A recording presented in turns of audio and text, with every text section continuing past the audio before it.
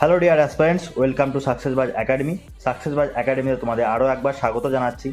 তোমরা অনেকেই কোশ্চেন করছো যে গ্রুপ ডি এক্সামের ইন্টারভিউতে কেমন ধরনের কোশ্চেন করা হয়ে থাকে, খুব কি টাফ কোশ্চেন হয়, নাম্বার তো মাত্র 5টা নাম্বার রয়েছে, এর জন্য কতটা প্রিপারেশন নেব, কোন বই পড়ব, কি দেখে যাব, ইত্যাদি ইত্যাদি।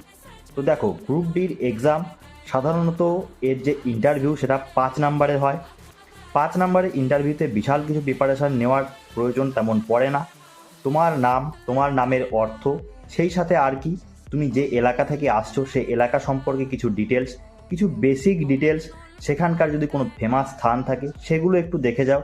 বাকি তোমার জেনারেল নলেজ এবং তোমার যে জেনারেল ইন্টেলিজেন্স, অর্থাৎ তুমি যে মানসিকভাবে একদম ফিট, সেটার যে পরিচয়, সেটুকু যদি তুমি ওখানে দিয়ে আসতে পারো, তাহলেই কিন্তু তুমি একটা গুড মার্কস ওখান থেকে ডিজার্ভ করবে, এমনটা আশা করাই যায়।